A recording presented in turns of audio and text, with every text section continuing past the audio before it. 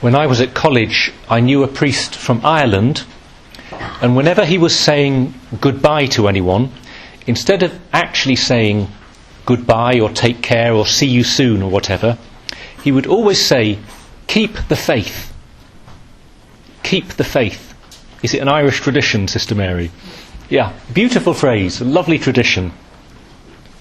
Well, this was meant to be my how to keep your faith at university homily. And many of you heard it last year, and I'll give it you now in 60 seconds in case you were unlucky enough to miss it last year. So here we go. Most of you have inherited your Catholic faith. You have Catholic parents, you come from a Catholic culture possibly. This is a great blessing.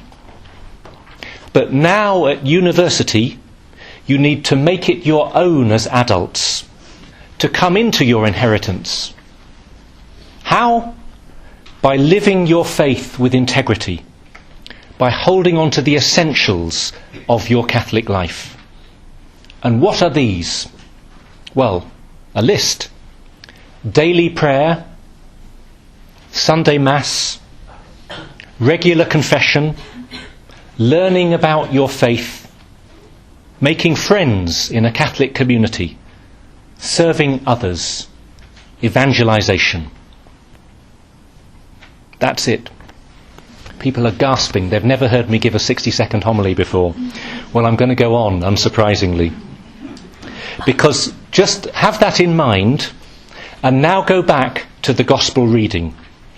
And you see how Jesus is giving his How to Keep the Commandments sermon. You must not kill, you must not commit adultery, you must not steal, etc., etc.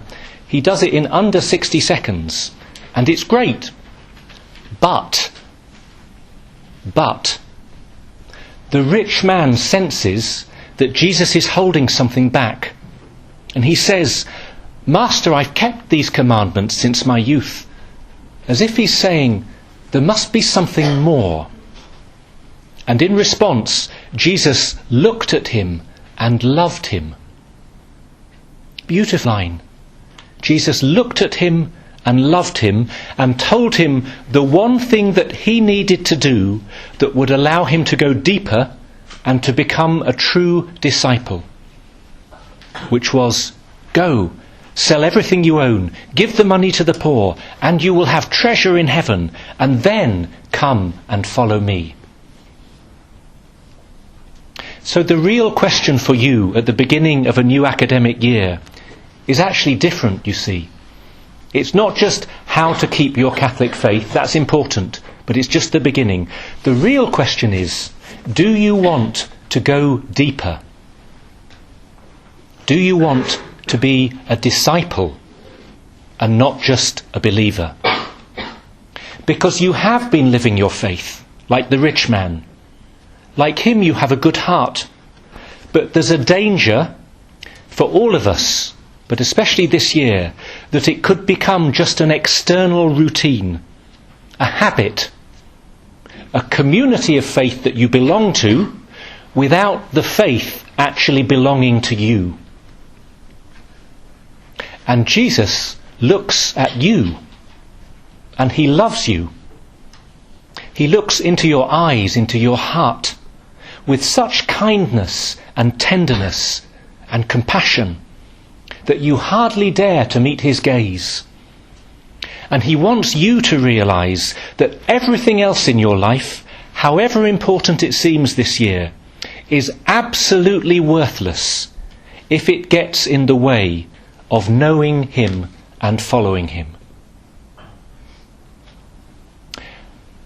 How can we go deeper? How? Well, just let me give you an image from the liturgy. You know, just a couple of minutes ago, every Mass, when the priest announces the Gospel, proclaims the Gospel, and he says, a reading from the Holy Gospel according to Mark, and you say, glory to you, O Lord. And at the same time, we do this on autopilot, but all of us, priest and people, we make the sign of the cross, don't we, with our thumb in 3 places, on our forehead, on our lips and on our heart. And it's good to stop and think what this really means. It means that the words of the gospel, the truths of our Catholic faith, the cross of Christ, are meant to touch the way we think, the way we speak, and the way we feel and love and pray with our hearts. Usually, when we make the triple sign of the cross in this way, it's as if we are like children applying face paint at a party. We enjoy it, it's fun and beautiful and it's pretty. But when we go home, we wash the paint away and we look like our normal selves. But really, when we make these signs, it should be like receiving a tattoo in a tattoo parlour. The ink should go under the skin. It's a mark that's permanent, deep and indelible. So this year, think of the signs of the cross and think about your faith. That's what this means on the forehead. I mean, really think this year.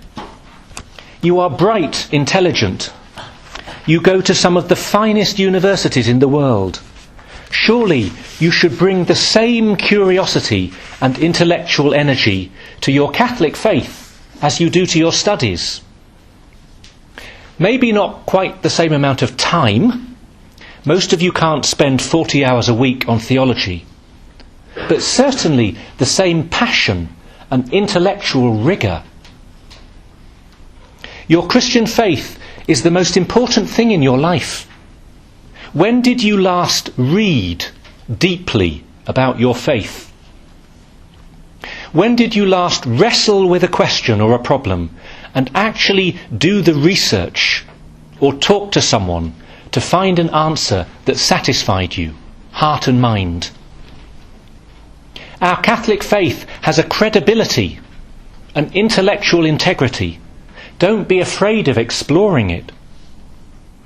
And my one practical suggestion is for you to make a commitment to do one course or programme this semester, here at Newman House or in your college Catholic society.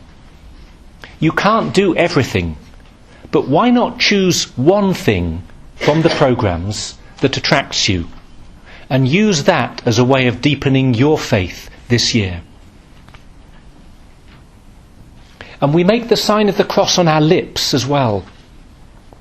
Don't be afraid of speaking about your Catholic faith. We should be proud of our faith and willing to speak about it, not hiding out of shame or fear.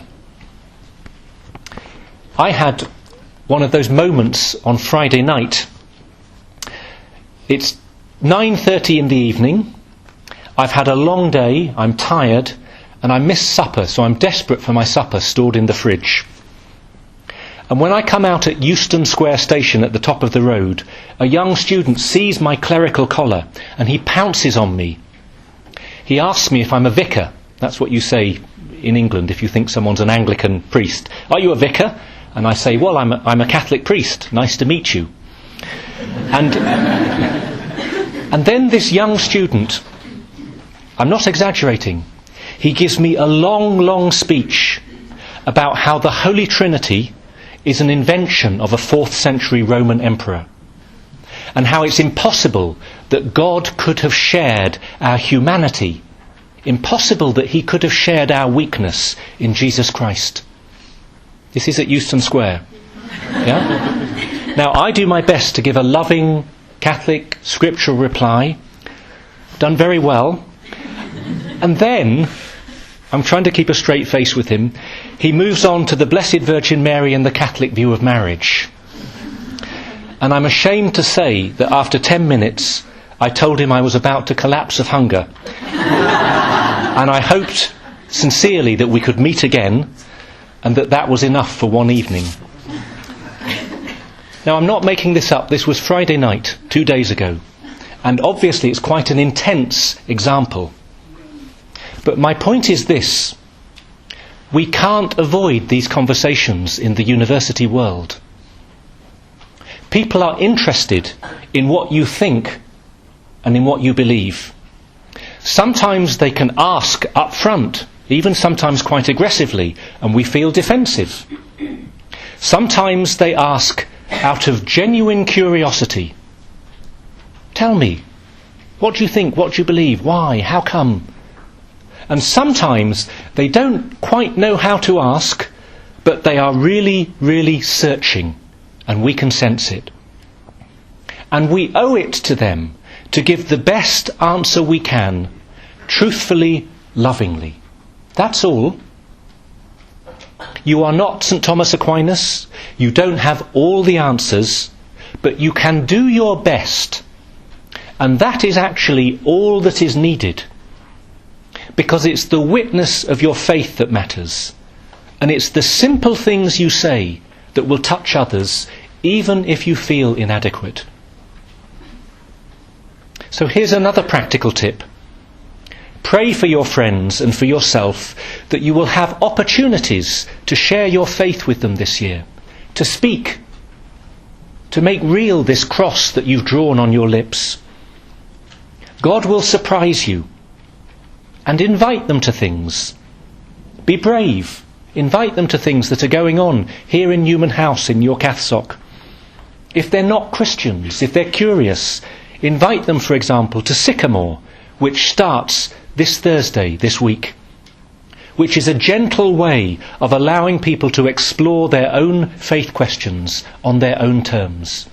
But the invitation has come out of love from you. I'll finish with a quote that popped up on my Facebook feed last night. It's from the most unlikely source. How do you pronounce his name? Jurgen Klopp, yeah? Who is the new manager at Liverpool Football Club, apparently. This is Jurgen, yeah, a football manager. Not a priest, not a preacher. And I sourced this. It wasn't just one of those memes. I went and found the interview source. Listen to him. He has the last word. To be a believer, but not to want to talk about it, I do not know how it would work. If anyone asks me about my faith, I give information. Not because I have a claim to be any sort of missionary, but when I look at me and my life, and I take time for that every day, then I feel I am in sensationally good hands. Amen to that.